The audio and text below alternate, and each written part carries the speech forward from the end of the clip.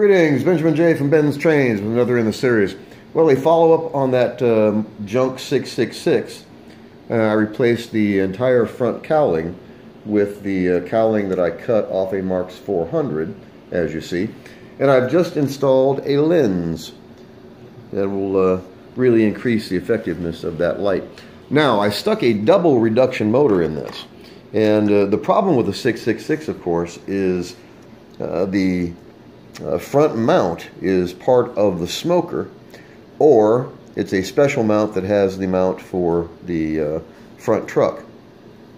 You can put a standard single or double reduction motor in this simply by turning the front crossbar around. So what I did, of course, is turn the crossbar around, as you see, and then to mount a light bulb, I tapped a hole in the front of the E-unit, screwed a screw into it, and as you see, the bulb is just wire tied to a screw with a wire going to the rear for the power. But as you see, this fits in there rather well.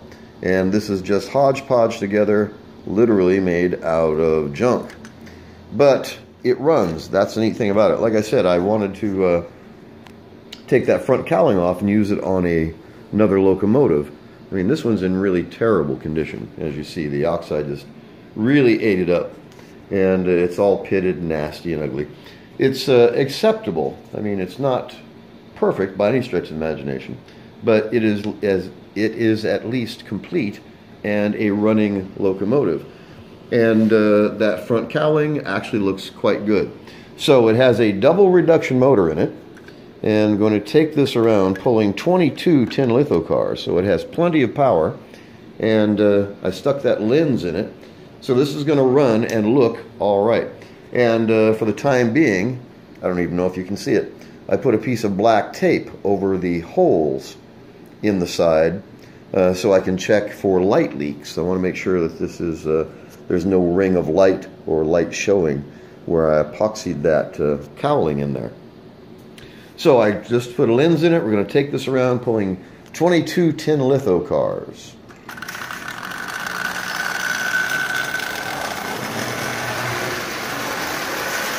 And as you see, it runs really well.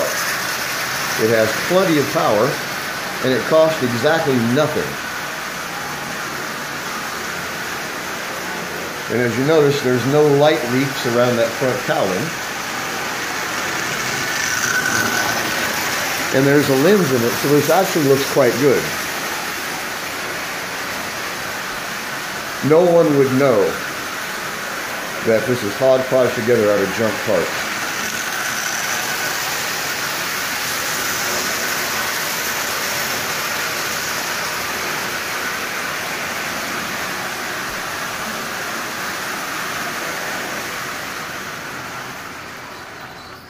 And that front cowling looks really, really good. No one would know. I mean, literally no one would know that that's the cowling off a 400 that's been ground down and then tapped into that hole on the front of the 666. Ran some epoxy around it, smoothed it out, let it cure, put a coat of paint over it, just installed the lens. Tomorrow I will put in some fake screws to hide those two holes. For now, you probably can't tell, but there is a piece of black tape over those holes, and it just absolutely disappears. You really cannot see it on these black engines. But in any case, it's a great way to save a 666 shell if you happen to have one missing the front cowling. And those cowlings are expensive, 12 bucks, 15 bucks, when you can find one. And I bought a used part for a 1666, and it was still 4 bucks. So it's an expensive part to replace. It usually costs more than the locomotive itself. This way, it doesn't cost anything. I had a broken 400 shell, just cut that front cowling off, and as you see, that looks quite acceptable. No one would know that that is not an original part. It looks good. It has a double reduction motor and a headlight. And as I said, it cost nothing. Just junk, literally junk parts. I didn't think I was going to be able to use this shell for anything. But it's running well. It's pulling 22 tin litho cars. And it looks nice, considering.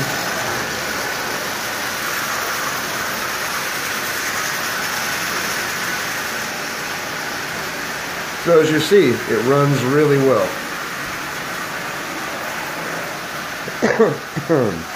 Excuse me. And that's the fun part about this, I think, being able to take something that's just literally junk. And in a few minutes, you can convert these things into usable, running locomotives that in this case actually look quite good, considering what it looked like when I started. I mean, this thing was shot, just absolute junk. And even the motor is made out of parts. Notice the mismatched wheels. But all in all, a few minutes work. And you can go from a absolute junk shell that had no practical value since that front cowling is gone, to a running locomotive that looks nice. I don't think anybody would object to owning this. It runs well from a distance of 2 feet away. You can't see anything wrong with it at all. It actually looks quite good. So anyway, just a quick follow-up on this 666, and of course that front cowling. This came out much better than I expected it would. And it was an easy way to save that shell and convert it into a running locomotive without spinning anything on it. That's the nice thing about it. So anyway, just want to do a quick video on this. As always, if you have any questions, feel free to drop me an email. benstrains@gmail.com. And as always, thank you for watching.